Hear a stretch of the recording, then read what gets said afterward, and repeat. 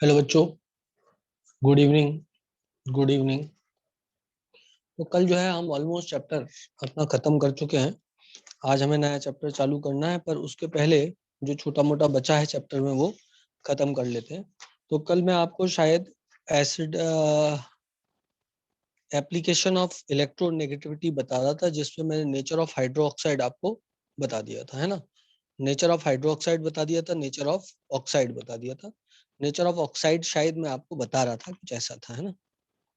तो nature of oxide में मैंने आपको ये बताया था कि जैसे जैसे हम, हाँ बता रहा था मैं आपको, बस उसी को आगे बताता हूँ। Nature of hydro sorry nature of oxide को, नेचर ऑफ हाइड्रो ऑक्साइड में भी एक छोटा सा पॉइंट बताना मैं भूल गया हूँ, वो भी मैं आपको बता दूंगा, चिंता ना करें।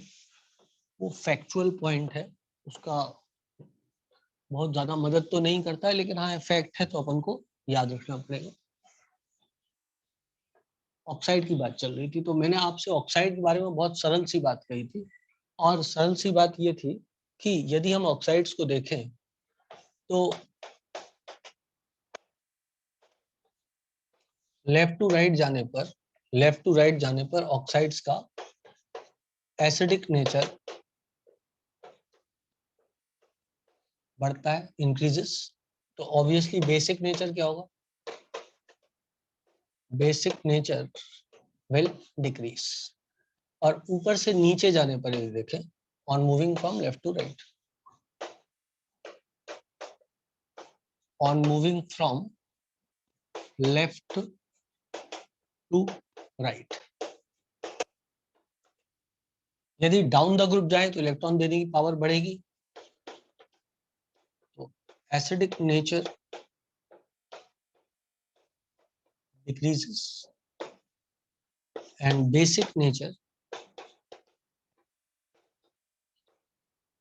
increases on moving down the group, on moving down the group. अब इस वाले का एग्जाम्पल यदि ले लें तो सिंपल एग्जाम्पल इसका मैं ले सकता हूँ, कार्बन डाइऑक्साइड N2O5 और N2O5, फिर ऑक्सीजन वाला नहीं ले पाऊंगा, इसलिए मैं यहाँ पर SiO2 ले लेता हूँ, SiO2 P2O5 and SO3 Cl2O7, correct है। तो यहाँ पर क्लियरली जैसे जैसे हम आगे बढ़ रहे हैं वैसे वैसे एसिडिक नेचर बढ़ रहा है, तो इसका एसिडिक नेचर इससे ज्यादा होगा, इससे ज्यादा होगा, ये हो जाएगा ऑर्डर ऑफ एसिडिक नेचर। और ऑब्वियसली बेसिक नेचर का ऑर्डर इसका जस्ट रिवर्स हो जाएगा। उसके बाद में यदि देखें डाउन द ग्रुप वाला, तो Li2O, Na2O, K2O, Rb2O और CS2O, इसमें बेसिक नेचर का ऑर्डर है ये, क्योंकि generally metal basic oxide basic nature दिखाते हैं, so this is order of basic nature, और इसका ठीक रिवर्स हो जाएगा एसिडिक नेचर का ऑर्डर। इतना कॉमन सेंस तो सभी में है और सभी लोग इसको कर सकते हैं, ठीक है बेटा। तो ये एग्जाम्पल्स आपको आई होप सो समझ में आ गए होंगे, पसंद आए होंगे, है ना।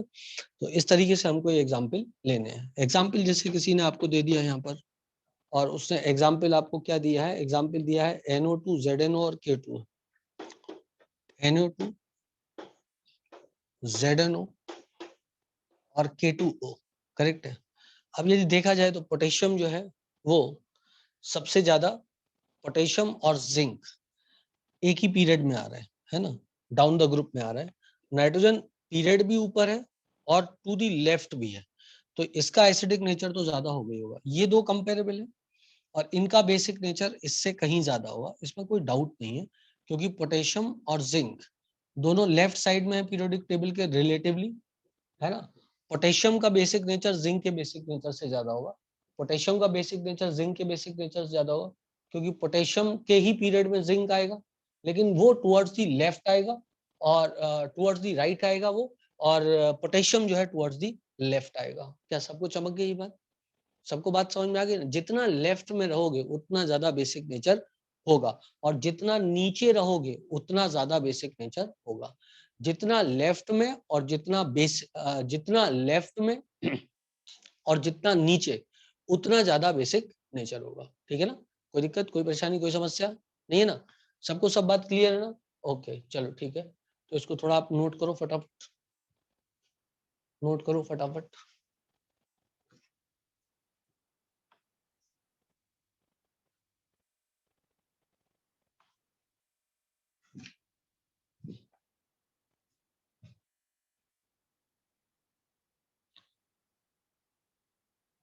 नोटेड?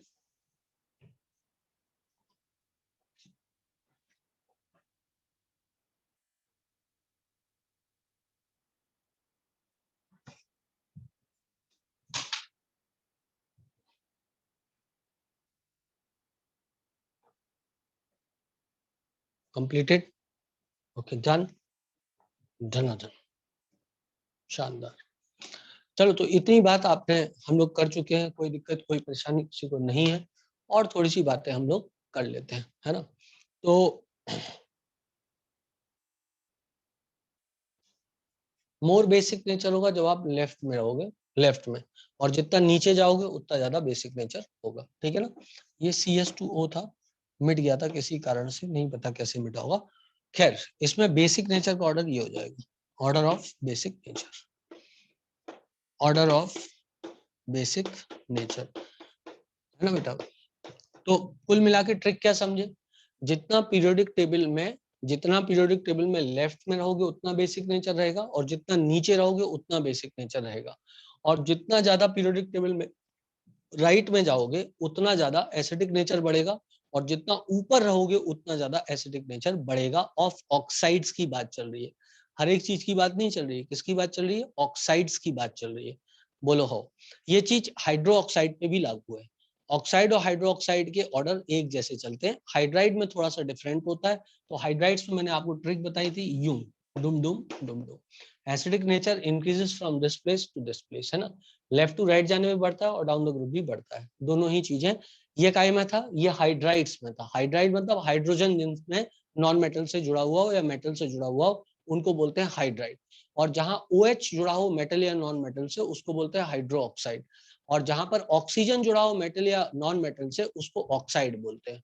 तो ऑक्साइड और हाइड्रो ऑक्साइड में एक ही नेचर चलता है, ऑक्साइड और हाइड्रो ऑक्साइड में एक जैसा चलता है। लेफ्ट टू राइट जाने पे एसिडिक नेचर बढ़ता है। ये लेफ्ट है टेबल का, ये राइट है। लेफ्ट टू राइट जाने पे एसिडिक नेचर बढ़ेगा, और डाउन द ग्रुप जाने पे एसिडिक नेचर कम होगा। इसका जस्ट रिवर्स बेसिक नेचर के साथ होगा। ये ऑक्साइड और हाइड्रोक्साइड दोनों में लागू है। जल्दी से हाना कर दो कि तुम लोगों को याद भी हो गया कि नहीं हो गया। दोनों याद हो गया ना बेटा? हाइड्राइड्स की ट्रिक ही है, हाइड्राइड्स की ट्रिक ही है, इधर भी बढ़ रहा है और इधर भी बढ़ रहा है।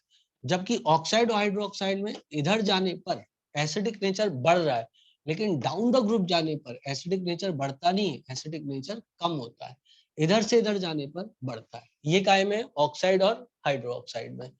और ये जो ट्रिक है, ये काय में? इधर भी बढ़ रहा है और इधर भी बढ़ रहा है, ये हाइड्राइड्स में। हाइड्राइड्स में ये वाली ट्रिक है, इधर भी बढ़ रहा है इधर भी बढ़ रहा है। हाइड्रोक्साइड ऑक्साइड में कौन सी ट्रिक है? इधर बढ़ रहा है और इधर घट रहा है। क्या? एसिडिक नेचर की ट्रिक है। ये भी एसिडिक नेचर की ट्रिक है और ये भी एसिडिक नेचर की ट्रिक है। उसकी जस्ट रिवर्स किसकी ट्रिक हो जाएगी? बेसिक नेचर की ट्रिक हो जाएगी। ठीक है ना? और ज्यादा समझाने की जरूरत तो नहीं है ना, पे करने की जरूरत तो नहीं है ना? तो आई होप सो सब लोगों को इतनी बात समझ में आ गई होगी, और आनी भी चाहिए, इतनी बार रिवाइज करती है।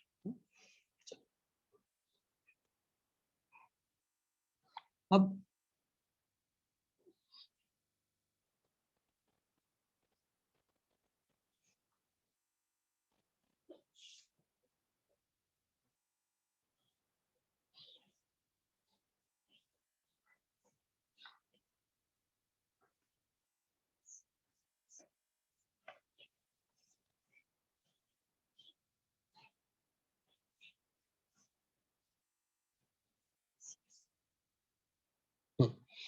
तो अब जो है हम लोग, मैं आपको कुछ फैक्ट्स बताता हूँ कि कुछ एम्फोटेरिक ऑक्साइड्स होते हैं, है ना? कुछ एम्फोटेरिक ऑक्साइड्स होते हैं। एम्फोटेरिक ऑक्साइड्स होते हैं कुछ। किस किस के ऑक्साइड एम्फोटेरिक होते हैं देखा जाए तो एल्युमिनियम का ऑक्साइड एम्फोटेरिक होता है Al2O3, जिंक का एम्फोटेरिक होता है, लेड के दो ऑक्साइड होते हैं दोनों एम्फोटेरिक होते हैं PbO2, एसएन के दो ऑक्साइड होते हैं दोनों ही एम्फोटेरिक होते हैं। Beryllium oxide is also amphoteric in nature, तो इधर लिख देता हूं मैं, that is BeO, beryllium oxide, aluminium oxide, zinc oxide, Pb का ऑक्साइड, एसएन का ऑक्साइड, इसके अलावा Sb2O3 are amphoteric in nature, ठीक है, are amphoteric etcetera are amphoteric in nature. आज मैं याद से तुम्हारे लिए एक ट्रिक बना दूंगा इस पर, एम्फोटेरिक इन नेचर, करेक्ट है बेटा, याद से एक ट्रिक बना दूंगा और भी थोड़े इंक्लूड कर दूंगा मैं आपके लिए इसमें, है ना, तो आपको डाउट ग्रुप में मैं इसकी ट्रिक बना करके आज दे दूंगा या कल दे दूंगा, है ना। तो एम्फोटेरिक ऑक्साइड ही हो गई। फिर एक होते हैं न्यूट्रल ऑक्साइड, बहुत ही इंपॉर्टेंट है ये। न्यूट्रल ऑक्साइड्स कौन से होते हैं, sorry damaged okay, neutral oxide कौन से होते हैं, तो जो न्यूट्रल ऑक्साइड होते हैं वो होते हैं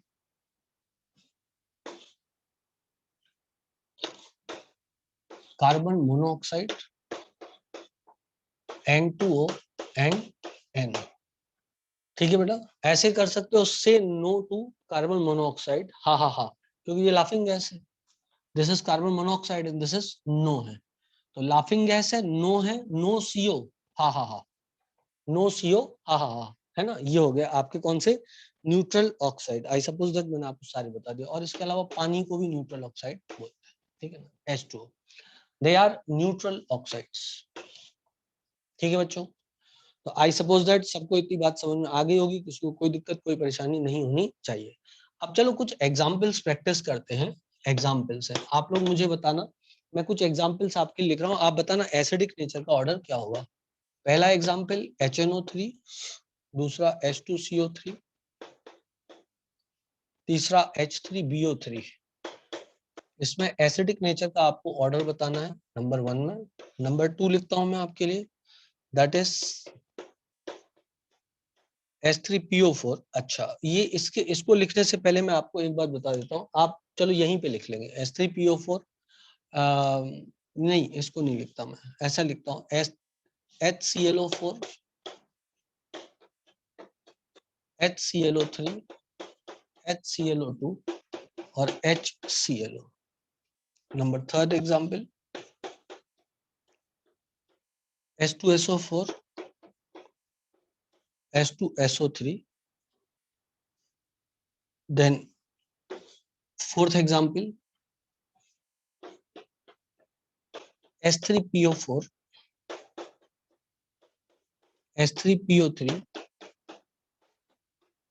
H3PO2, करेक्ट है। अब इसमें से हमें एसिडिटी का ऑर्डर देखना है। पहले वाले का तो सबको क्लियर होगा क्या ऑर्डर, पहले वाले का तो सबको क्लियर होगा, जल्दी बोलो जल्दी बोलो, वेरी गुड, ये वाला ऑर्डर है। More the electronegative central atom, जितना ज्यादा इलेक्ट्रोनेगेटिव होगा यहाँ पर अटैच्ड एटम सेंटर में, उतना ज्यादा एसिडिक करेक्टर होगा। इसमें हम एक बात बोल सकते हैं, in oxides more the oxygen, more the oxygen more the acidic nature. अब ऑक्सीजन कहाँ ज्यादा है, इधर ज्यादा है ना, क्योंकि इसको ऑक्सीडेशन स्टेट के आधार पर भी देखा जा सकता है, लेकिन ये भी आपका रिडॉक्स नहीं हुआ है चैप्टर, तो रिडॉक्स नहीं हुआ है तो अभी कई बच्चों को ऑक्सीडेशन स्टेट निकालना नहीं आता होगा, इसलिए मैं बात नहीं कर रहा हूँ। तो मैं एक ट्रिक आपको बता देता हूँ, मोर the oxygen, more the oxygen present in oxy acid of a particular atom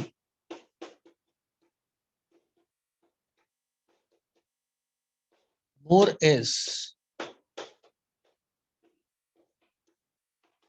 acidic nature। इसका एक्सेप्शन भी होता है, इसका एक्सेप्शन ये वाला होता है। अब बताओ इनमें ऑर्डर क्या होगा, सेकंड वाले में ऑर्डर क्या होगा, सेकंड वाले में ऑर्डर क्या होगा जल्दी बताओ। हाँ ऑक्साइड्स पे लागू है बेटा, ये ऑक्साइड्स पे लागू है, अभी ऑक्साइड्स की बात कर रहे हैं। दिस दिस दिस दिस, इस पे ऑर्डर क्या होगा, इधर 4 है इधर 3 है। दिस, इनमें ऑर्डर क्या होगा, क्योंकि एक्सेप्शन है तो रिवर्स हो जाएगा, तो रिवर्स हो जाएगा। इसको याद रखना है, वेरी वेरी इंपॉर्टेंट, ठीक है ना, इसको याद रखना है, वेरी वेरी इंपॉर्टेंट। समय आने पे इसका स्ट्रक्चर, कौन सा मोनो बेसिक है, कौन सा डाई बेसिक है, कौन सा ट्राई बेसिक है, सभी चीजों की बात होगी।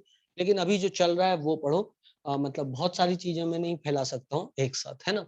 और भी कुछ एग्जाम्पल्स ले लेते हैं हम, इतने एग्जाम्पल आप नोट कर लो, फिर हम थोड़े एग्जाम्पल्स और प्रैक्टिस कर लेते हैं। इसी के साथ हमारा टॉपिक जो है काफी कुछ हो जाएगा। क्या मैं मिटा दूं इसको यदि आप लोग कहें तो? ओके चलो, तो इसके बाद में और एग्जाम्पल जैसे मैं लूं, जैसे मैं HClO, HBrO, HOI ऐसे करके एग्जाम्पल ले लेता हूं। तो अब एक बार क्या हो रहा है, एलिमेंट सेम है, इनमें से जो लास्ट वाले एग्जाम्पल थे उसमें सेंट्रल एटम सेम था सभी में, बस क्या हो रहा था, नंबर ऑफ ऑक्सीजन वेरी कर रहे थे। और जो फर्स्ट वाला एग्जाम्पल था उसमें नंबर ऑफ ऑक्सीजन भी वेरी कर रहे थे और सेंट्रल एटम भी वेरी कर रहा था। यदि उस एग्जाम्पल को देखते तो वहां पे नंबर ऑफ ऑक्सीजन भी बड़े थे एग्जाम्पल में, और सेंट्रल एटम भी मोर इलेक्ट्रोनेगेटिव हुआ था उस एग्जाम्पल में। जैसे कि आपने एग्जाम्पल देखा था H2CO3, H3BO3 और HNO3। उस एग्जाम्पल में तो कोई दिक्कत नहीं थी क्योंकि सारे ऑक्सीजन एक ही थे, तो सिर्फ इलेक्ट्रोनेगेटिव के आधार पे ही आपने डिसाइड कर लिया था, है ना बेटा। जो एग्जाम्पल आपका लास्ट एक एग्जाम्पल था ना ये वाला, H3BO3, H2CO3 और HNO3, अब इसमें क्या था, इस एग्जाम्पल में ऑक्सीजन तो सब में सेम थे, तो जिसकी इलेक्ट्रोनेगेटिविटी ज्यादा थी उसका एसिडिक नेचर ज्यादा था, है ना, एसिडिक नेचर ज्यादा था। फिर एक ऐसा एग्जाम्पल आता है आपके सामने, जबकि मैंने आपसे बोला, मान लो आपसे बोल दिया H4SiO4, है ना, और यहाँ पर बोल दिया H3PO4, और यहाँ पर बोल दिया H2SO4, और यहाँ पर बोल दिया HClO4, तो भी देखो सब में ऑक्सीजन सेम है, तो जिसकी इलेक्ट्रोनेगेटिविटी ज्यादा है वो किसकी है, इसकी ज्यादा है, इसलिए इसका एसिडिक नेचर ज्यादा होगा। So this is order of acidic nature, इसका और इसका दो का हो गया, ठीक है बेटा। जैसे कि बेटा HOCl, HOBr और HOI, यदि इनके एसिडिक नेचर की बात की जाए तो HOCl more than HOBr more than HOI, क्योंकि ऑक्सीजन सेम है लेकिन मोर इलेक्ट्रोनेगेटिव एटम क्लोरीन है। When oxygen is same, more electronegative atom, more the acidic nature of oxide. When number of oxygens are same, more electronegative atom, more the nature of oxide. Clear है? नहीं अभी नाम नहीं बता रहे, जब chapter में रेलेवेंट टाइम आएगा तो नाम बताएंगे, है ना। आई होप सो इतनी बात सबको क्लियर है ना। एक साथ बहुत सारी चीजें डिस्कस नहीं कर सकते बेटा, जब जरूरत जिस चीज की पड़ेगी तब सबके नाम बताएंगे, अभी नहीं। चलो आगे बढ़ते हैं, आगे पढ़ते हैं। इसके बाद मान लो किसी ने आपसे बोल दिया N2O3 और N2O5 में किसका एसिडिक नेचर ज्यादा होगा। अब सेंट्रल एटम एक ही है, जिसमें ऑक्सीजन ज्यादा है उसका एसिडिक नेचर ज्यादा, सिंपल। अब किसी ने बोला N2O3, P2O3,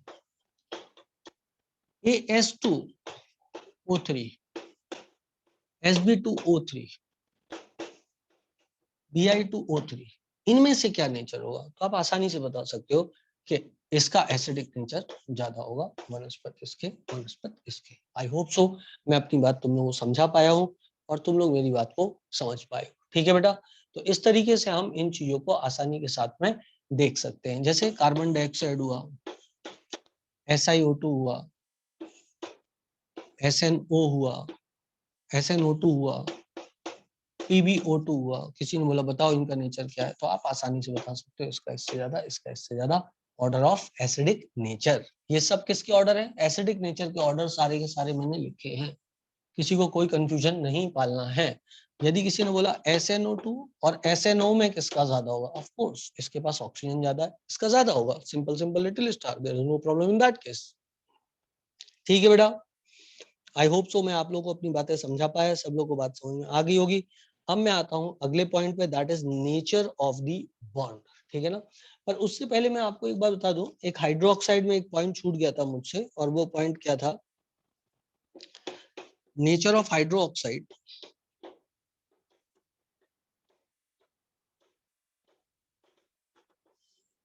एक पॉइंट मेरे से छूट गया था, है ना। मतलब बाकी हाइड्रोक्साइड जो पढ़ा दिया था, एक पॉइंट छूट गया था गेलीज का। एज पर गेलीज, गेलीज साइंटिस्ट का नाम है, इन AOH टाइप ऑफ हाइड्रोक्साइड, जहां पे A एलिमेंट है, OH हाइड्रोक्साइड ग्रुप है, type of hydroxides. In AOH type of hydroxide, if electronegativity of A is greater than 1.7, then nature of hydroxide is acidic. एक fact है, इसका कोई बहुत ज्यादा रेलेवेंस नहीं है सच। And if electronegativity of A is less than 1.7, then nature of hydroxide is basic. मैं वापस से बोल रहा हूँ, इसका कोई ज्यादा रेलेवेंस नहीं है सच, ये फैक्ट है, इसको फैक्ट के रूप में याद रख लेना हैगा। इसका एग्जाम्पल भी दे दिया उन्होंने, यहाँ जगह मेरे पास खाली है तो इसका एग्जाम्पल लिख देता हूँ। जैसे NaOH है, इसकी इलेक्ट्रोनेगेटिव 0.9 होती है, तो नेचर क्या हो जाएगा, बेसिक। जैसे ClOH है, इसकी इलेक्ट्रोनेगेटिव 3 होती है, इसका नेचर कैसा हो जाएगा, एसिडिक। इस पॉइंट का ये क्या है, एग्जाम्पल है। आई होप सो सब बच्चों को बात क्लियर हो गई है, जो मैं आपसे बात करने की कोशिश कर रहा हूँ। मैं वापस से बोल रहा हूँ, इस फैक्ट का कोई बड़ा रेलेवेंस नहीं है, इससे आप बहुत ज्यादा कुछ डिसाइड नहीं कर सकते हो, लेकिन एक फैक्ट है, आपको उस फैक्ट को याद करना चाहिए। गेलीस चाचा ने ऐसा बोला था। चलो अब इलेक्ट्रोनेगेटिव के पॉइंट से हम आगे बढ़ते हैं, मतलब हाइड्रोक्साइड वाले से।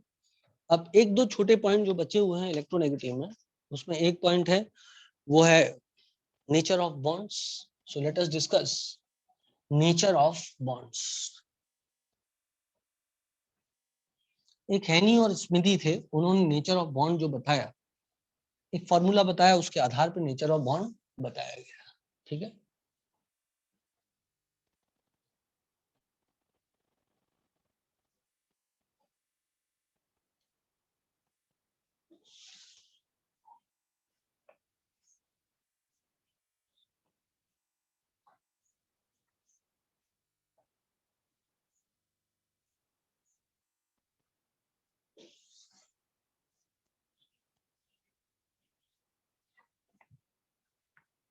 ओके बच्चों,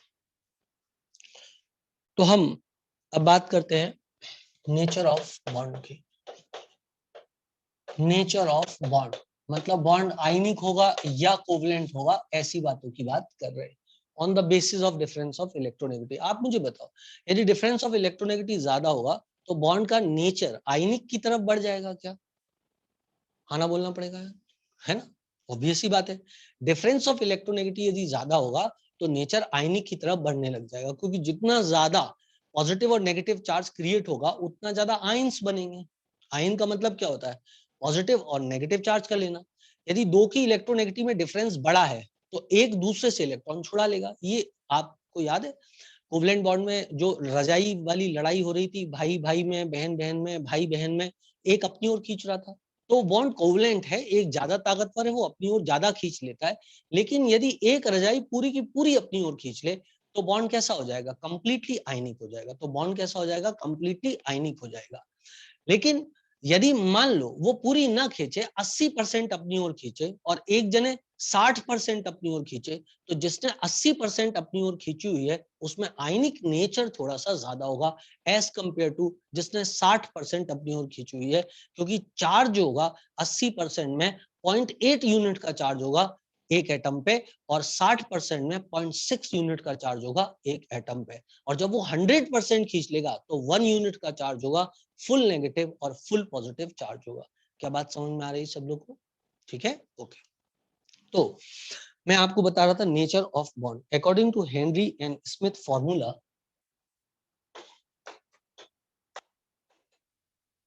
according to Henry and Smith formula, percentage ionic character बराबर होता है, परसेंटेज आयनिक करेक्टर बराबर होता है 16 into delta x plus 3.5 into delta x का स्क्वायर। मैं तुम्हें याद कराने के लिए पहले फॉर्मूला छोटा लिखा है, फिर कंप्लीट लिख देता हूँ। 16 into X A minus X B plus 3.5 into X A minus X B का whole square. X A is more electronegative than X B. X A is more electronegative than X B. Correct है बेटा? तो ये है percentage ionic character का formula. ठीक है, I hope so सब लोगों ने बात को सुन लिया होगा। According to Gales, according to Gales, if XA minus XB is greater than 1.7, XA minus XB is greater than 1.7, greater than or equal to 1.7, nature of AB bond, अच्छा ऐसा लिखा है तो मैं BA बॉन्ड लिखूंगा फिर, क्योंकि मोर इलेक्ट्रोनेगेटिव जो होता है ना वो जनरली बाद में लिखा जाता है। तो nature of BA bond is ionic. ठीक है बेटा? If XA minus XB is less than or equal to 1.7,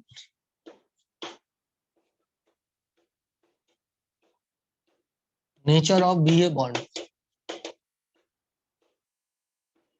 is, nature of BA bond is covalent. अब ये अपने आप में ही मतलब बहुत ही अजीब सा ही स्टेटमेंट है, क्योंकि बराबर पे आयनिक भी और कोवलेंट भी है।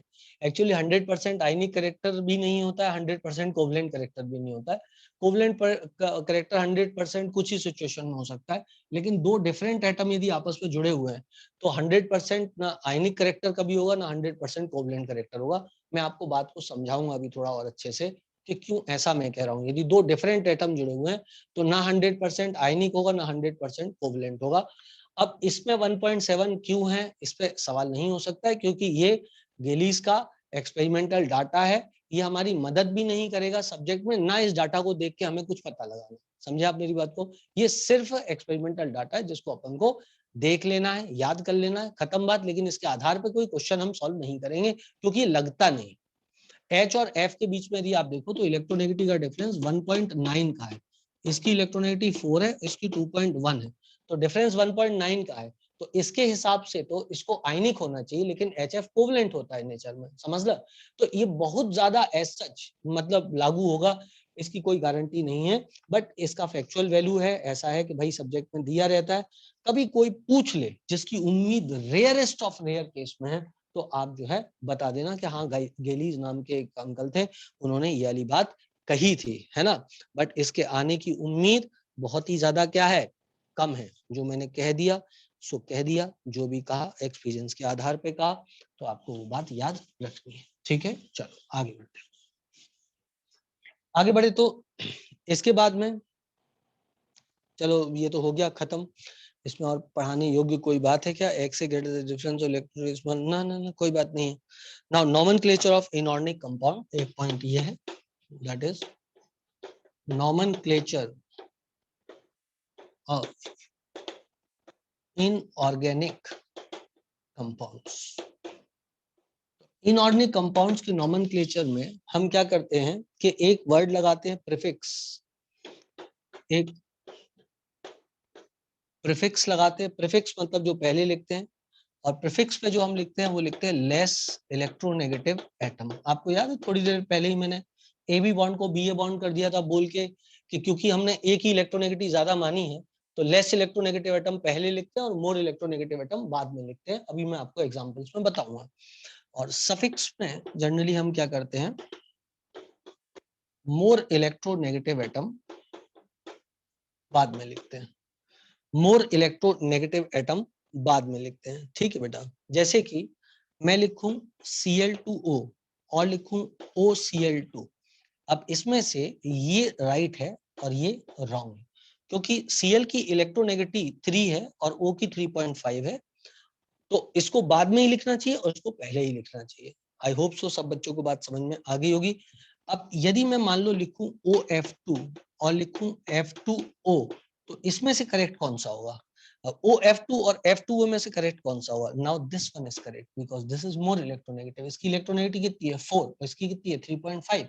तो जिसकी कम है वो पहले लिखा जाएगा और ये वाला गलत हो जाएगा। क्या मेरी बात सबको समझ में आ गई? हाँ ना बोलना पड़ेगा यार, हाँ ना बोलना पड़ेगा। क्या बात समझ में आ गई? इसके एक्सेप्शंस भी होते हैं और इसके एक्सेप्शंस में आ जाता है जैसे कि अमोनिया हुआ। अमोनिया में मोर इलेक्ट्रोनेगेटिव पहले लिखा हुआ है, ठीक है ना, अमोनिया में मोर इलेक्ट्रोनेगेटिव पहले लिखा हुआ है। आई सपोज दैट आपको बात क्लियर होगी। This is a exception of this rule. ठीक है, नॉर्मली एक्सेप्शंस नहीं होते but this is a exception of the rule. I hope so मैं अपनी बातें आपको समझा पाया, आप सब लोग मेरी बात को समझ पाए होंगे। ठीक है बेटा, एक बात और मैं आपको बताता हूं, जैसे कि ये है, ये ऑक्साइड है, ये ऑक्साइड ऑफ क्लोरीन है ना, this is oxide of chlorine, but this is not oxide, this is fluoride, this is oxygen difluoride, this is oxygen difluoride. हाँ भाई, जो बता देते बेटा उसको याद कर लिया करो ना, एक फैक्ट बताते फिर दूसरा पूछते हो, जो बताया बस वो याद करो, है ना। तो क्या बोले, Cl2 is, it is not chloride, it is oxide, it is not chloride,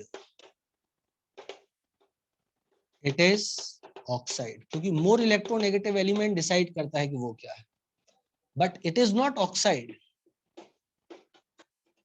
it is not oxide,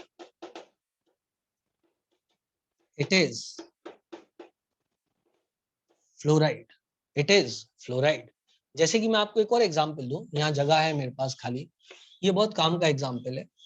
जैसे कि H2O2 इज क्या है, ये hydrogen peroxide, this is hydrogen peroxide, पर क्या O2F2 पर ऑक्साइड है? No, it is dioxygen difluoride, it is dioxygen difluoride, it is not peroxide, it is not peroxide। आपकी copy में तो जगह खाली होगी ना, तो नीचे लिखना है ये सब, ये जो मैंने इधर लिखा है ना वो आपको अपनी कॉपी पे नीचे लिखना है, एक्सेप्शन के बाद ये वाली बात लिखनी है। H2O2 is hydrogen peroxide, but O2F2 is not peroxide. It is dioxygen difluoride. It is dioxygen difluoride, क्योंकि मोर इलेक्ट्रोनेगेटिव एलिमेंट डिसाइड करता है कि उसका नाम क्या होगा। ठीक है, जैसे हमारा समाज पुरुष प्रधान समाज है, तो उसमें टाइटल जो फाइनली गेन होता है वो लड़के के नाम का टाइटल गेन होता है। जैसे हमारा समाज जो है वो पुरुष प्रधान समाज है, जहां पुरुषों की ज्यादा चलती है। आई सपोज दैट आप इस बात से एग्री करोगे कि ये एक सत्य है। यदि हमारे समाज में देखो तो सबसे ज्यादा ह्यूमन राइट वायलेशन जिसका होता है वो बच्चों का होता है, उसके बाद स्त्रियों का होता है और उसके बाद में मेरे जैसे पुरुषों का होता है। तो आई सपोज दैट आप लोग मेरी बात को समझ गए होंगे, ठीक है ना बेटा। ओके चलो, तो आप लोग इसको नोट कर लें प्लीज।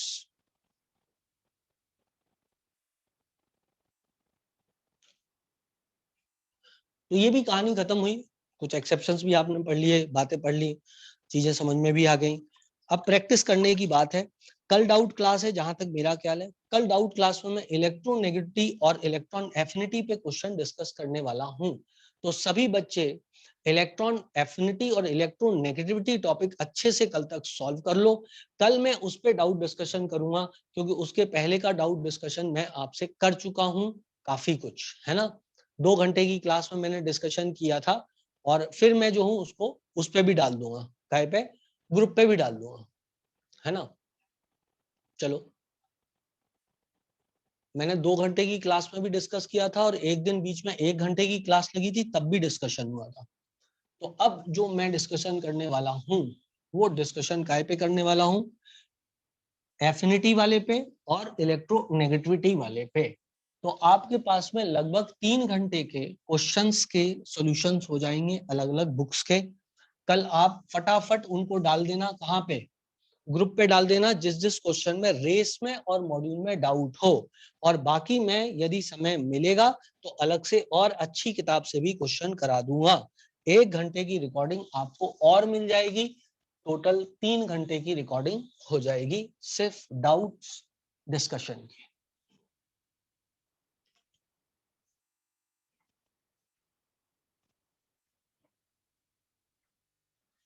इसके बाद किसी को इस चैप्टर में समस्या नहीं आनी चाहिए, आपका काम बच जाएगा। और आपको पता है आपका काम क्या है, आपका काम है टॉपिक को अच्छे से याद करना, रट्टा मारना। जो बच्चा अच्छे से रट्टा मारेगा उसको अच्छा आएगा। रट्टा मारने का मतलब जो पढ़ाया है वो अच्छे से समझना है और समझ के रटना है। चलो भाई, एक आखिरी चीज आई, वो है बॉन्ड पोलैरिटी। वो है बॉन्ड पोलैरिटी। तो भाई polarity that is directly proportional to delta EN। जैसे कोई बोले HF है, HCl है, HBr है और HI है, किस बॉन्ड में ज्यादा पोलैरिटी होगी? जहां डेल्टा EN की वैल्यू ज्यादा होगी तो आपको आसानी से दिख गया होगा कि कहां पर पोलैरिटी ज्यादा होनी चाहिए। तो this greater than this greater than this. यदि मैं OH बॉन्ड को पोलर देखूं, यदि मैं SH बॉन्ड में देखूं, यदि मैं SEH में देखूं, कोई भी बच्चा आसानी से बता सकता है कि यहाँ पोलैरिटी इससे ज्यादा होगी। यदि मैं अमोनिया देखूं, मैं फॉस्फाइन देखूं, तो कोई भी बच्चा आराम से बता सकता है कि इधर NH bond is more polar than PH bond. इसमें देखा जाए तो OH bond is more polar than SH bond is more polar than SEH bond. किसी को कोई दिक्कत, कोई परेशानी, कोई समस्या नहीं होनी चाहिए। मेरी समझ में तो मैं आपको चैप्टर ऑलमोस्ट पूरा खत्म करा चुका हूं। अब मुझे नया चैप्टर आ रहा है बहुत जोर से, और मैं नया चैप्टर करता हूं चालू। चैप्टर का नाम है केमिकल बॉन्डिंग। उसके बाद में हम लोग डाउट डिस्कशन करेंगे कल इससे बचे हुए क्वेश्चंस का। ठीक है बेटा, नया चैप्टर चालू करें बच्चों? क्या नया चैप्टर चालू करें? आओ नया चैप्टर चालू करें। नए चैप्टर का नाम है केमिकल बॉन्डिंग।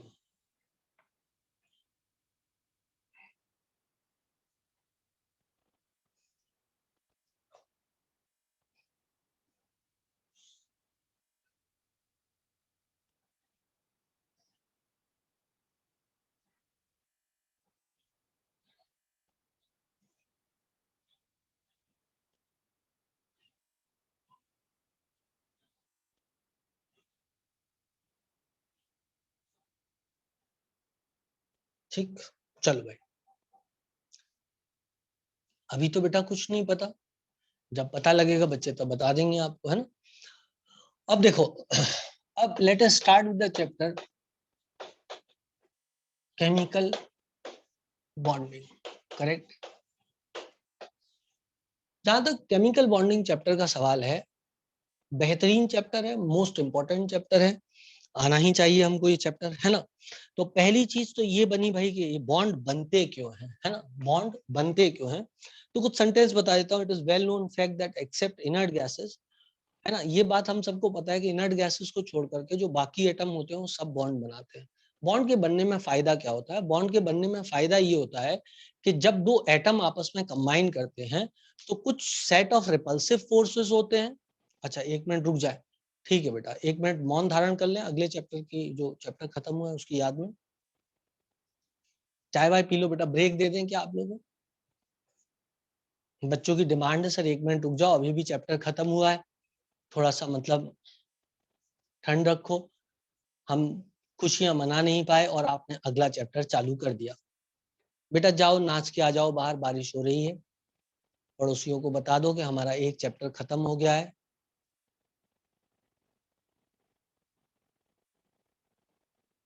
अब ठीक है बेटा, यदि जस्ट मना लिया हो तो हम आगे बढ़ते हैं, है ना। बात चल रही थी, मेरी समझ में बात बॉन्डिंग की चल रही है, इसलिए भी बच्चे ने बोला होगा कि सर थोड़ा रुक जाओ, क्योंकि दिल थाम के बैठने की बात है। बॉन्डिंग की जब बात होती है तो कई बच्चों का कमजोर कड़ी जो है वो सामने आ जाती है।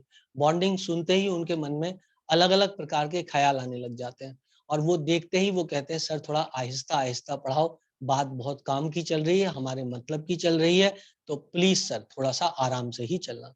ठीक है बेटा, आराम से ही चलेंगे। मैं इस शब्द को समझता भी हूं और महसूस भी कर सकता हूं, तो obviously I can understand your problem. So let us begin. Why bonding occurs? Bonding होती क्यों है? It is such a great question कि बॉन्डिंग क्यों होती है, और बॉन्डिंग जब होती है तो क्या होता है। तो बॉन्डिंग जब होती है तो कुछ कुछ होता है। I suppose that everybody knows that कि बॉन्डिंग जब होती है तो कुछ कुछ होता है। बट गाने में ये तो बताया कि कुछ कुछ होता है, पर क्या होता है ये नहीं बताया। वो मैं आपको बताता हूं कि क्या कुछ होता है। जब बॉन्डिंग होती है, जैसे क्यारा का नाम किसी ने लिया, क्यारा, तो क्यारा जो है वो पास चली आ रही है, और हम भी पास चले जा रहे हैं। हम मतलब कोई आप में से होशियार बच्चा जिसके मन में बहुत सारी उमंगे हैं, और वो पास में जा रहे हैं, तो दो सेट ऑफ फोर्सेस महसूस होंगे। बेटा मैं घर से पढ़ा रहा हूँ, ये एग्जाम्पल नहीं दे सकता हूँ, आप लोग समझा करो मेरी मजबूरी, इसलिए मैं अपने आप को इस एग्जाम्पल से हटा देता हूँ। और दूसरी बात ये भी है कि मेरा जमाना निकल गया है, अब होशियार बच्चे आ गए हैं, नए बच्चे आ गए हैं, उनका जमाना है। तो वो जो है वो आगे बढ़ रहे हैं क्यारा की तरफ, वो ज्यादा तेज भाग सकते हैं, वो क्यारा की तरफ भाग रहे हैं, क्यारा भी उनकी तरफ भाग रही है। दो टाइप के फोर्सेस महसूस होंगे। कौन कौन से फोर्सेस होंगे? वो एक रिपल्सिव फोर्सेस होंगे और एक अट्रैक्टिव फोर्सेस होंगे। मतलब सिर्फ अट्रैक्शन होगा ये जरूरी नहीं है। क्यारा में भी ऐसा कुछ है जो आपको रिपेल करता है, आप में भी ऐसा कुछ है जो क्यारा को रिपेल करता है। आप में ऐसा क्या है जो क्यारा को रिपेल करता है? आप में इलेक्ट्रॉन्स है जो क्यारा के इलेक्ट्रॉन को रिपेल करते हैं। आप में न्यूक्लियस है जो क्यारा के न्यूक्लियस को रिपेल करता है। परंतु आपका न्यूक्लियस क्यारा के इलेक्ट्रॉन्स को पसंद करता है, और उसका न्यूक्लियस आपके इलेक्ट्रॉन्स को पसंद करता है। यदि ये पसंद उन नफरतों से ज्यादा हुई तो बेटा जिंदा रहती हैं मोहब्बतें, और यदि आप ऐसा समझो कि नफरतें ज्यादा हुई तो जिंदा नहीं रहेंगी मोहब्बतें, बॉन्ड नहीं बन पाएगा। लेकिन होता यही है कि जब दो एटम पास में आते हैं, यदि बॉन्ड बन रहा है, तो repulsive forces are less dominating, attractive forces are more dominating. क्या सब लोग को बात समझ में आ गई? Attractive forces are more dominating. अब कहानी और मजेदार है। आप पास आए, अट्रैक्टिव फोर्सेस ज्यादा डोमिनेटेड थे, कुछ रिपल्सिव फोर्सेस भी थे, क्योंकि माँ खड़ी हुई देख रही थी, सुन रही थी, और हाथ में उसकी चप्पल भी रही होगी, और वो फायर करके मिसाइल की तरह आप पे चप्पल मार भी सकती थी। लेकिन जो मोहब्बत सामने दिख रही थी उसके कारण आपने सोचा चप्पल झेल लेगा शेरू, कोई दिक्कत नहीं है, लेकिन शेरू आगे बढ़ेगा। Repulsive forces was less than the attractive forces. Sheru आगे बढ़ा। शेरू जब आगे बढ़ा तो क्यारा भी आगे बढ़ी, मोहब्बत और बढ़ गई, नफरत भी और बढ़ गई। माँ ने जो है अब चप्पल को रिप्लेस करके जूते को उठा लिया है, पर अब जो बढ़ी हुई मोहब्बत है वो ज्यादा ऑर्डर से बढ़ी है एज कंपेयर टू जो जूते की मार बढ़ी है। आई सपोज दैट सब लोग को बात समझ में आ रही होगी। इसका मतलब नजदीक आने पे मोहब्बत बढ़ने का रेट ज्यादा है एज कंपेयर टू नफरत बढ़ने का रेट। फिर इसको देख करके और पास आ गए, मोहब्बत और बढ़ गई, नफरत और बढ़ गई, लेकिन अभी भी मोहब्बत बढ़ने का रेट नफरत बढ़ने के रेट से ज्यादा है। एक दिन ऐसो आएगा, एक डिस्टेंस से ज्यादा पास आने पर, एक डिस्टेंस से ज्यादा पास आने पर अब आकाशवाणी होगी कि रुक जा शेरू, इसके बाद और पास मत आना, वरना नेट नफरत नेट मोहब्बत से बड़ी हो जाएगी। माँ ने बंदूक उठा ली है, अब माँ तैयार है गोली चलाने को, और वो क्यारा को गोली मार देगी। क्या तुम लोगों को बात समझ में आ रही है? क्योंकि बच्चे को तो नहीं मार सकती, तो है कौन सामने, उसी को मार देगी। तो द थिंग इज दैट इसके बाद और नजदीक नहीं आने का। All chemistry is human life. एक हद तक नजदीक आओ, एक हद से ज्यादा नजदीक आए तो बॉन्ड टूट जाएगा। आई सपोज दैट केमिकल बॉन्डिंग की शुरुआत हो गई है। बच्चों को अपने जीवन में भी बॉन्डिंग का ये फलसफा समझ में आ गया होगा। बॉन्ड लोग बनाते क्यों हैं, ये भी एक प्रश्न है। बॉन्ड इसलिए बनाते हैं एटम्स में कि ऑक्टेट कंप्लीट हो जाए। लेकिन ऑक्टेट कंप्लीट हो जाए क्या होता है? बेसिक बात ये, एनर्जी कम हो जाए, स्टेबिलिटी बढ़ जाए। यदि स्टेबिलिटी बढ़ गई और एनर्जी कम हो गई तो मैं बॉन्ड बनाऊंगा। जितने ज्यादा नंबर ऑफ बॉन्ड होंगे जितने ज्यादा नंबर ऑफ बॉन्ड होंगे उतनी ज्यादा स्टेबिलिटी होगी, given the option that repulsive forces were less dominating than the attractive forces। वरना आप अनंत नंबर ऑफ बॉन्ड बना दोगे।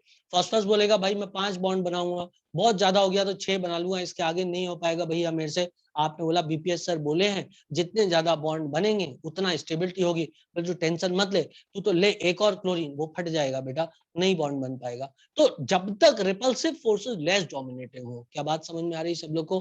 अब कब तक ऐसा होगा वो एक्सपेरिमेंटल फैक्ट होता है, वो हमें याद रखना पड़ता है। कई फैक्टर और भी लागू होते हैं जो ये डिसाइड होते हैं कि कौन मैक्सिमम कितने बॉन्ड बना पाएगा। ये हमारी इंडिविजुअल क्षमताओं पे निर्भर करता है। मैं जानता हूं कुछ के 3 फ्रेंड होंगे, कुछ के 2 फ्रेंड होंगे, कुछ के 3.5 फ्रेंड होंगे, कुछ के 4.5 फ्रेंड होंगे, क्योंकि एक फ्रेंड तो समझ में नहीं आता होगा कि उसको किस जोन में रख दें। आई suppose that you understand this. Clear है बेटा इतनी बात? एक तो समझ में ही नहीं आता ना इसको किस जोन में रखें, मतलब फ्रेंड जोन में रखें, भाई जोन में रखें, या आई suppose that you understand everything. आप लोग काफी समझदार बच्चे हो, ठीक है बेटा।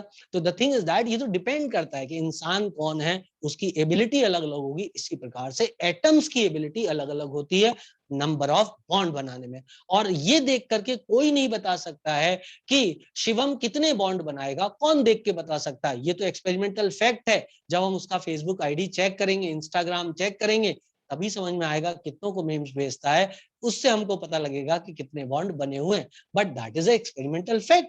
Only after seeing his Insta and Facebook ID we can know that how many bonds he has formed. Nobody knows that.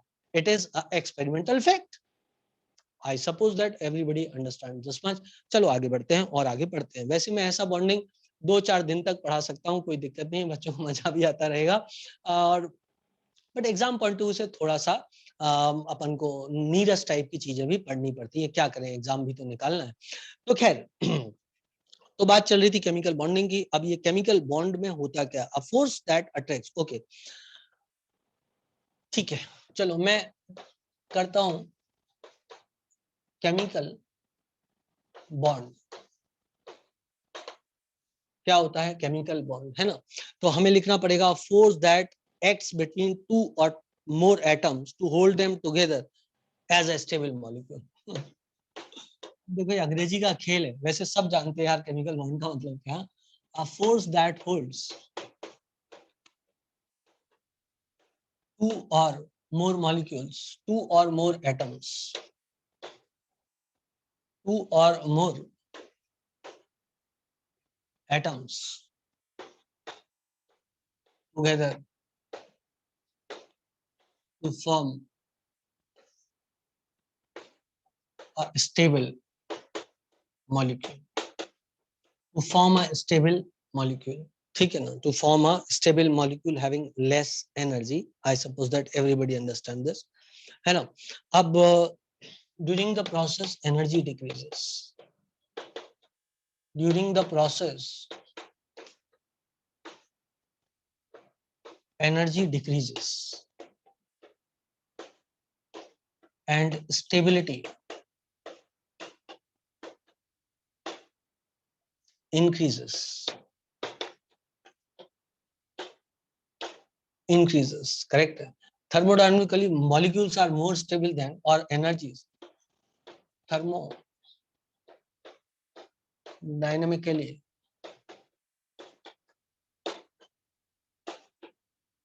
energy of a molecule is less than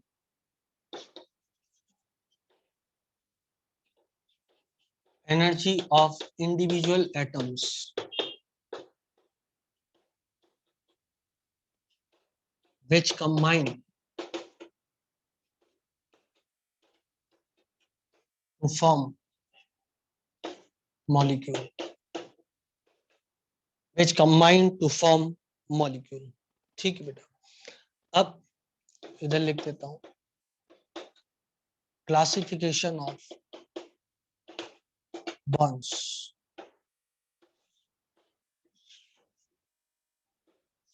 दो टाइप के बॉन्ड होते हैं भाई, एक होता है STRONG बॉन्ड जिन्हें हम स्ट्रॉन्ग बॉन्ड बोलते हैं।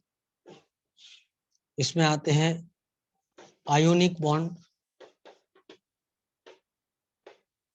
इसमें आता है कोवेलेंट बॉन्ड, इसमें आता है कोऑर्डिनेट बॉन्ड, और इसमें आता है मेटेलिक बॉन्ड। फिर होते हैं वीक बॉन्ड,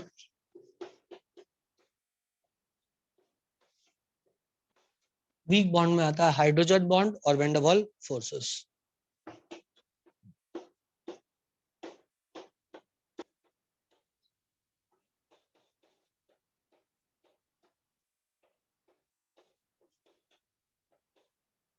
और वैन डर वाल फोर्सेस, हाइड्रोजन बॉन्ड और वैन डर वाल फोर्सेस। तो हाइड्रोजन बॉन्ड जो होता है 8 से 42 किलो जूल पर मोल होता है, 8 to 42 किलो जूल पर मोल होता है, और वो 2 to 8 किलो जूल पर मोल होता है। ठीक है ना, बॉन्ड एनर्जी है ये। मतलब हाइड्रोजन बॉन्ड को तोड़ने के लिए 8 से 42 किलो जूल पर मोल एनर्जी देनी पड़ती है। डिपेंड्स हाइड्रोजन बॉन्ड किसका है, किसी का मजबूत होता है, किसी का वीक होता है। वैन डर वाल फोर्सेस में भी स्ट्रॉन्ग, रिलेटिवली स्ट्रॉन्ग और रिलेटिवली वीक हो सकते हैं। मतलब वीक है लेकिन वीक में भी रिलेटिवली स्ट्रॉन्ग, रिलेटिवली वीक हो सकते हैं। 2 से 8 किलो जूल पर मोल तक एनर्जी होती है। ये तो सिर्फ फैक्ट्स था, कोई बड़ी बात नहीं थी। 4 बॉन्ड जो स्ट्रॉन्ग होते हैं और वो वीक होते हैं। यदि कोई एग्जाम में पूछे विच bond is more strong, ionic bond और कोवलेंट बॉन्ड, वैसे पूछना नहीं चाहिए क्योंकि ये बहुत ही गंदा क्वेश्चन है, लेकिन पूछ लेते हैं लोग इस बात को। विच इज मोर स्ट्रॉन्ग, तो आपने अपने दिल पे पत्थर रख के बोल देना ionic bond is more strong. Conceptually मैं बोल सकता हूँ बकवास क्वेश्चन है, you can not compare oranges with the shoes, लेकिन ठीक है, आपको यदि पूछ रहा है तो बता देना ऐसा है। ठीक, आप उतार लो इसको, फिर मैं आपको आगे की कहानी बताता हूँ। जल्दी उतारो बेटा।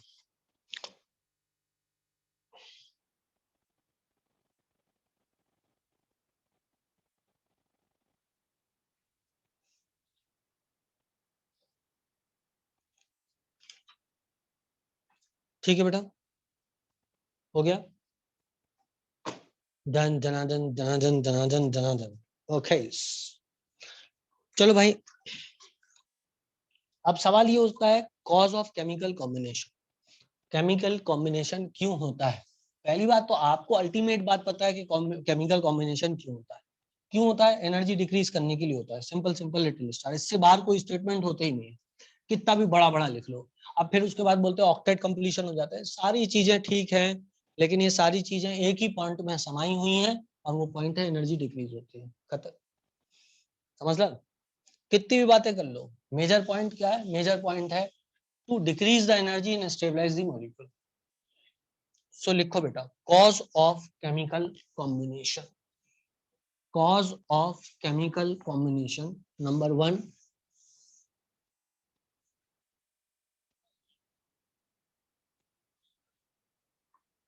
to decrease the energy. So let us come on to the point. Cause of chemical combination. Cause of chemical combination. क्या था? Number one. Number one is tendency to acquire minimum energy. Tendency to acquire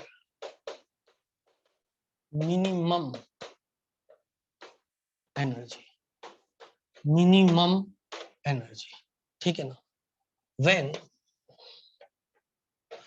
two atoms comes closer, comes closer, they experience both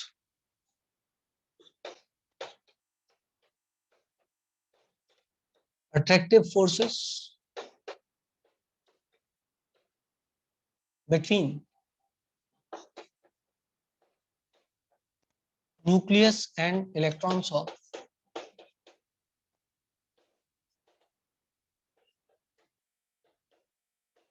opposite atom, nucleus and electrons of opposite atom, and repulsive forces between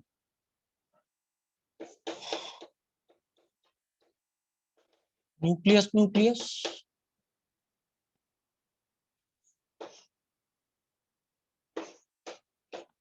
and electron electron of two different atoms of two different atoms. ठीक है बेटा. During bond formation,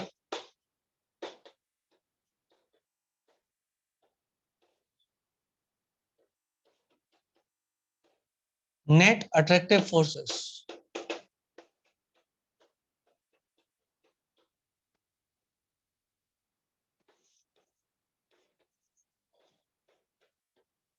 are more than net attractive forces are more than net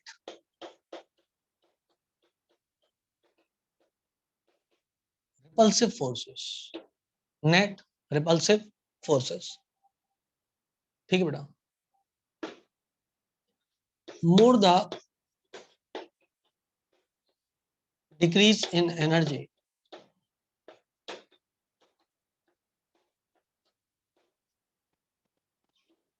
more is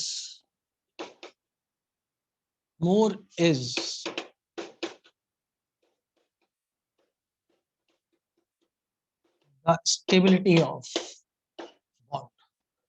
More is the stability of bond. मान लो ये है कहानी कुछ ऐसी. This is energy and this is distance between two atoms. तो जब वो अनंत पे थे तो 0 था, नीचे आया और ये इतना आ गया. तो ये डिस्टेंस वो है. यदि ये लोएस्ट पॉइंट माने अपन तो यदि ये पॉइंट O हो जाए, ये M हो जाए, ये N हो जाए, इस पॉइंट को भी कुछ बोल देते हैं अपन, इधर बोल देते हैं अपन, क्या बोलते हैं इसको मैं A बोल देता हूँ. तो at point A energy is 0. At point मतलब जब डिस्टेंस OA है,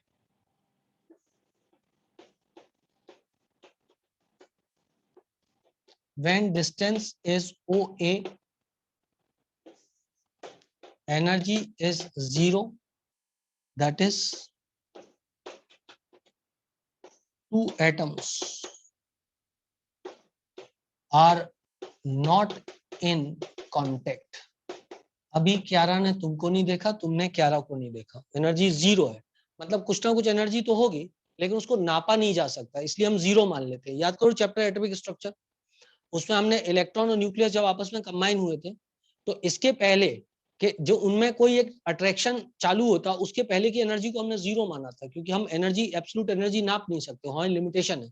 तो जब क्यारा और तुम अनंत दूरी पे थे तो दोनों की कुछ ना कुछ एनर्जी थी लेकिन हमने उसको 0 मान लिया.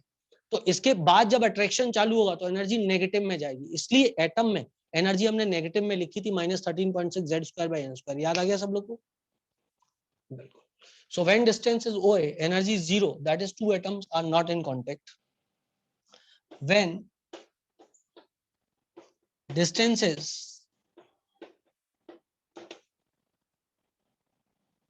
ON, minimum energy, maximum stability of bond, maximum stability of bond. यदि उसके बाद और नजदीक आ गए आप, मान लो आप इधर आ गए और इधर मैंने रख दिया B पॉइंट, तो यहाँ पे एनर्जी कितनी हो जाएगी? इतनी हो जाएगी एनर्जी. और ON पे कितनी एनर्जी? इतनी एनर्जी. तो ON के करस्पॉन्डिंग एनर्जी ये है और ये एनर्जी जो है OB के करस्पॉन्डिंग है.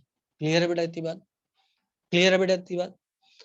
तो जब और नजदीक आएगा तो अभी भी अट्रैक्टिव फोर्स डोमिनेटिंग है क्योंकि एनर्जी नेगेटिव है, लेकिन वो बात नहीं रही बॉन्ड में जो कि N पे जब थे तब थी. अरे बोलो यार, बोलो यार, तुम्हें मेरी बात समझ में आ रही है कि नहीं आ रही है? तुमने उसको एक चुटकुला भेजा मेम के रूप में, तुमने एक अच्छा चुटकुला भेजा उसको मेम के रूप में, ठीक है, उसको बहुत पसंद आया, तुम्हारा बॉन्ड मैक्सिमम स्टेबल था तब तक. फिर तुमने क्या किया, एक उसकी इंसल्ट करते हुए मेम भेज दिया, तुमने उसकी इंसल्ट करते हुए मेम भेज दिया, तो बॉन्ड तो तब भी बना हुआ है, लेकिन बॉन्ड में वो बात नहीं रही। क्या तुम्हें मेरी बात समझ में आ गई? हम बोलते हैं ना इस बात को, अब हमारी दोस्ती में वो बात नहीं रह गई जो उस जमाने में थी। तो उतनी दूरी जब थी तब तक हमारी दोस्ती मैक्सिमम थी, उसके बाद धीरे धीरे सच खुलने लग जाता है, धीरे धीरे समझ में आने लग जाता है बहुत ही बड़ा वाला है। आया कि नहीं आया? आया कि नहीं आया? तो बॉन्ड फिर भी रहता है, लेकिन वो बात नहीं रह जाती। बोले इट्स या it is there, but it's not that much cool that much is used to be there in the past.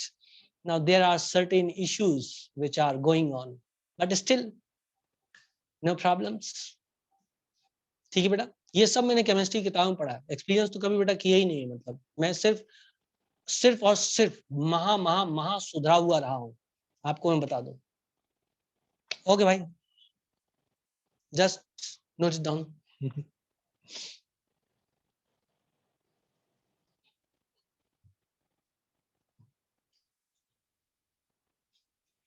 Ram नाम अति मीठा है, कोई गा कर देख लो, आ जाते हैं राम कोई बुला कर देख लो। हो गया बेटा? ओके, वेट यार भाई, जल्दी कर यार, मैं इतना वेट नहीं कर पाऊंगा।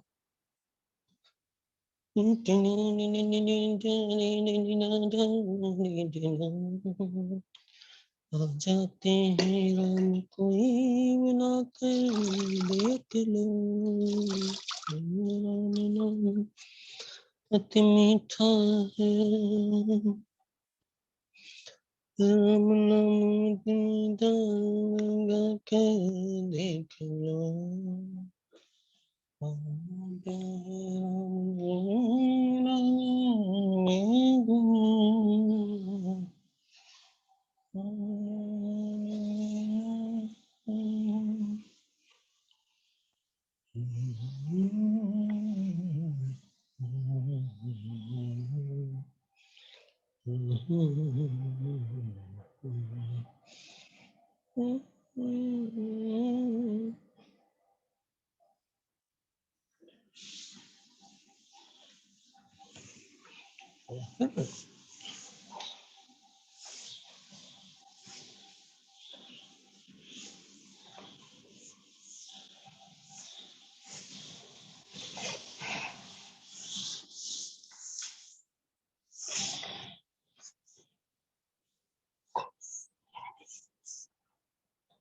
चलो भाई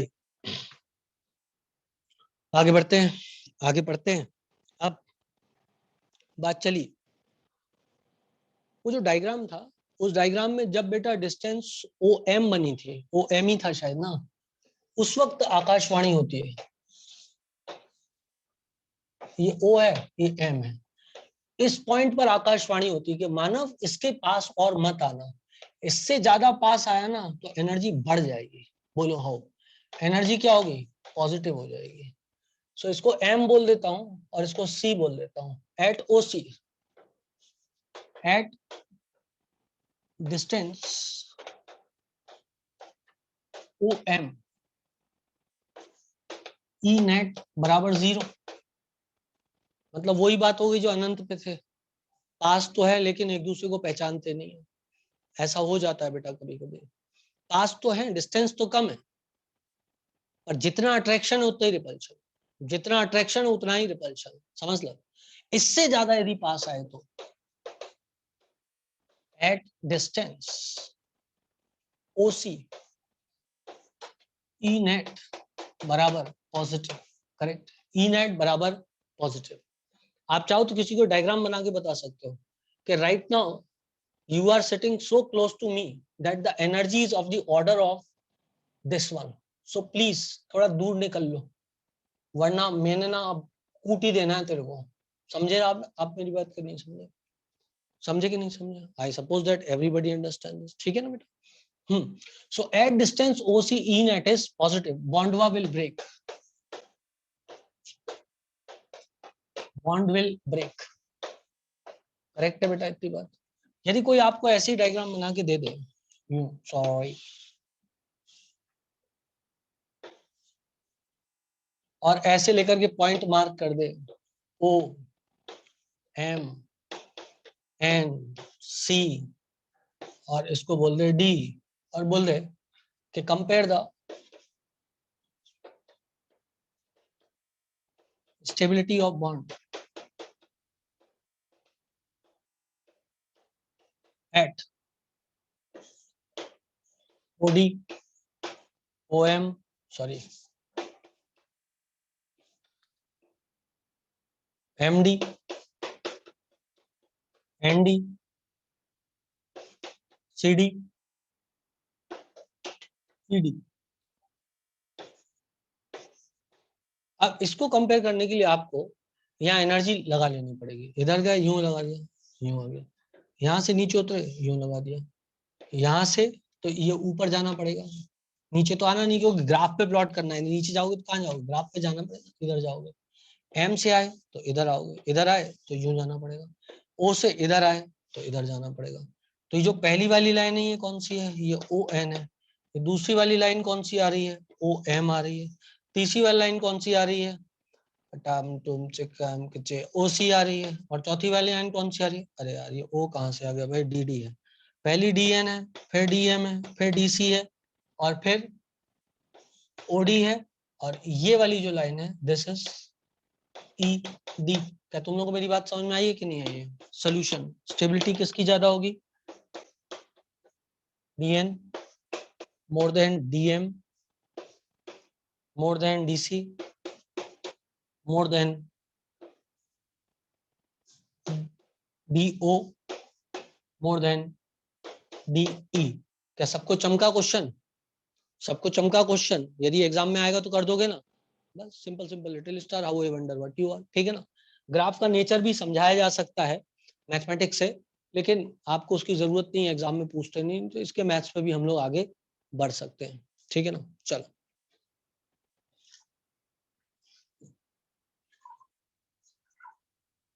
ठीक है ना बेटा,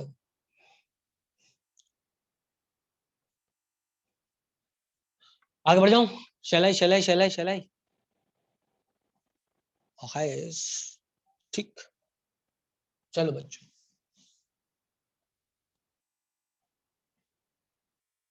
पैराबोला की इक्वेशन है बेटा, मतलब क्वाड्रेटिक इक्वेशन, यदि स्क्वायर की पावर की इक्वेशन होगी तो ऐसे लगेगी। और फोर्स आपको पता है कि Q1 Q2 upon are square होता है, ठीक है। लेकिन वो जो एनर्जी होती है वो क्या होती है, नेगेटिव में होती है एनर्जी, ठीक है ना। तो चूंकि एनर्जी नेगेटिव में है, इसलिए ग्राफ जो है वो नीचे की ओर जा रहा है। खैर उसको, उसके मैं मैथमेटिकल पोर्शन में भी नहीं जाना चाह रहा, क्योंकि उसका यूज नहीं है सच, नहीं तो मैं उसके मैथ पे वर्क करके आपसे उसकी भी बात कर लेता,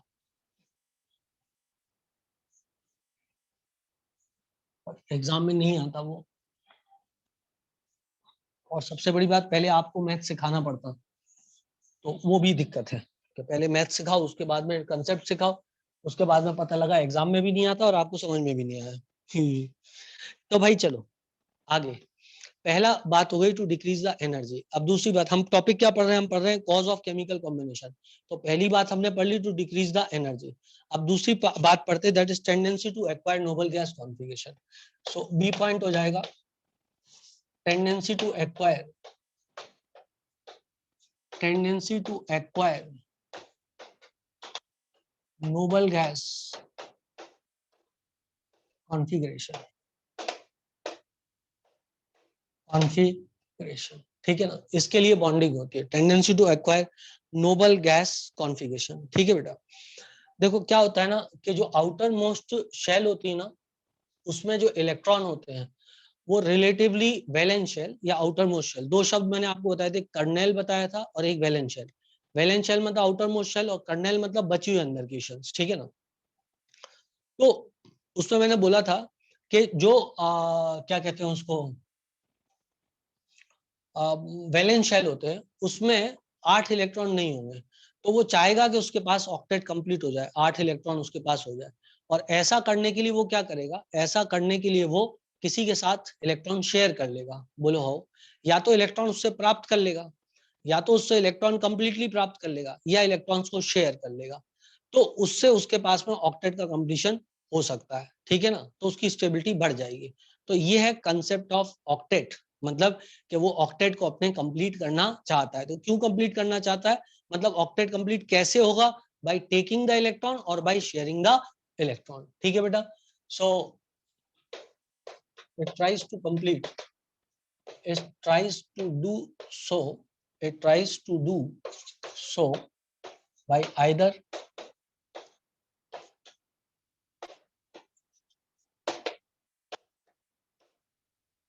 sharing electrons or exchange of electrons, exchange of electrons. और ऐसे बॉन्ड्स को हम वैलेंस बॉन्ड्स बोलते हैं ना, जिनमें इलेक्ट्रॉन्स का आदान प्रदान हुआ है, क्योंकि ये जरूरी नहीं है कि बॉन्ड सदा इलेक्ट्रॉन के आदान प्रदान से ही बने। Bond electrostatic force of attraction वाले भी होते हैं, वो नॉन वैलेंस बॉन्ड होते हैं, वहां कोई इलेक्ट्रॉन का आदान प्रदान नहीं होता। जैसे एक HCl मॉलिक्यूल दूसरे HCl मॉलिक्यूल को अपनी ओर खींचता है, तो वो भी एक तरह का बॉन्ड है यार, बोलो हो। वहां पे ना इलेक्ट्रॉन लिया, ना दिया, ना शेयर किया, सिर्फ चार्जेस का अट्रैक्शन हो, that is merely electrostatic force of attraction, जो कि जनरली हमारे वीक बॉन्ड होते हैं। ये जो बात सत्य है वो जनरली किन बॉन्ड्स के बारे में सही है, जो क्या बोले, जिनको अपन स्ट्रॉन्ग बॉन्ड की कैटेगरी में रखते हैं, ठीक है ना। तो हरदम ये ऐसा नहीं है कि शेयरिंग होगी या वो होगी, लेकिन नॉर्मली वो ऐसा करता है जिससे ऐसा वो नोबल गैस कॉन्फिगरेशन जब एक्वायर करेगा तो वो इन दो प्रोसेस के द्वारा एक्वायर करेगा। इसका ये कतई मतलब नहीं कि बॉन्ड बनाने के सिर्फ दो तरीके हैं, बाय शेयरिंग ऑफ इलेक्ट्रॉन और बाय टेकिंग और गिविंग ऑफ द इलेक्ट्रॉन। आप इलेक्ट्रोस्टैटिक फोर्स ऑफ अट्रैक्शन से भी बॉन्ड बना सकते हो, but such bonds are called as non valence type of bonds, ठीक है। चलो, तो इतनी बात हमने कर ली है।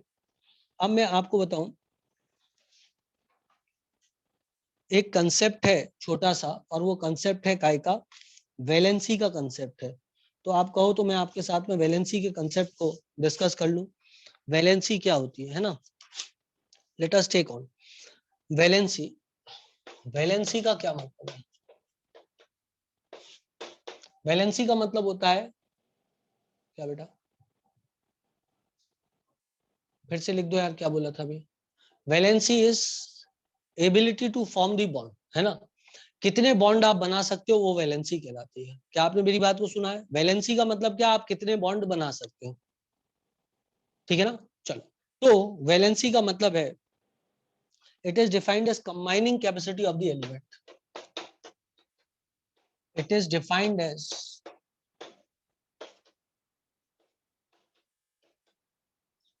Combining capacity of a element.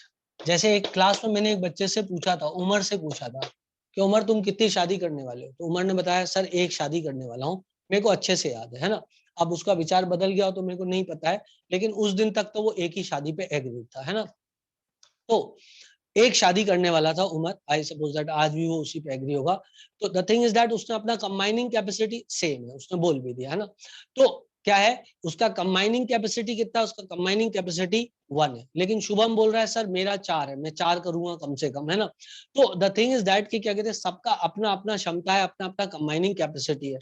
किसी का 1 होगा, किसी का 2 होगा, किसी का 3 होगा, बेस्ड अपॉन उसके पास ऑलरेडी कितने इलेक्ट्रॉन्स हैं। क्लियर है बेटा इतनी बात। ओके, वरुण बोल रहा है जितनी हो जाए उतनी मैक्सिमम करने की कोशिश करूंगा सर। ठीक है बेटा, बहुत बढ़िया, मेरी आपके साथ शुभकामनाएं हैं। It is defined as combining capacity of a element, किसी एलिमेंट की कंबाइनिंग कैपेसिटी क्या है उससे डिफाइन होता है, ठीक है बेटा। अब इसके कई कंसेप्ट है, एक ओल्ड कंसेप्ट है वैलेंसी का,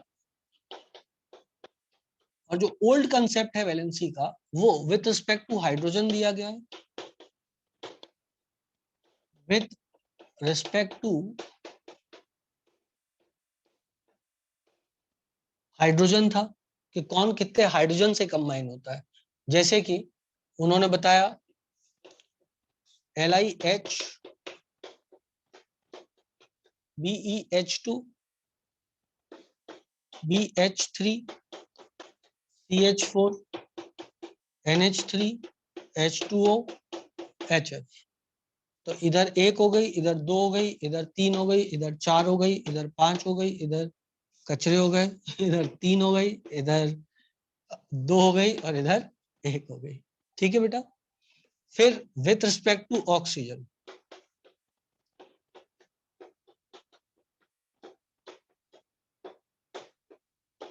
दूसरा कंसेप्ट दिया गया और वो था it is equal to twice the number of element combining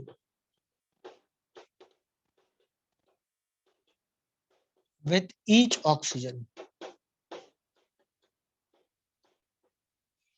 combining with each oxygen, जैसे बेटा Na2O, अब ये हो जाएगा 2 into एक ऑक्सीजन के साथ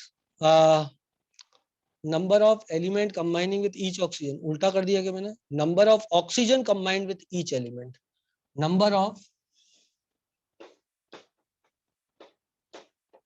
oxygen combining with each element. अब सोचो यहाँ एक एलिमेंट से कितना ऑक्सीजन कंबाइन हुआ है, हाफ बराबर 1, बोलो यार, half is number of oxygen combining with each sodium, बोलो बेटा, तो वैलेंसी कितनी हो जाएगी, 1 हो जाएगी, टाइम हो गया, ओह माय गॉड। चलो भाई bye bye tata see you, हमारी दूसरी क्लास भी है, स्वस्थ रहें, मस्त रहें, खुश रहें, कल ये कंसेप्ट को आगे बढ़ाएंगे, जल्दी से नोट कर लें। चलकर झटपट फटफट हो गया, bye bye tata see you, bye bye. सब लोग लेक्चर रिवाइज जरूर कर लेना बेटा, कल का भी रिवाइज कर लेना, लेट आई थी रिकॉर्डिंग, है ना, बाय बेटा।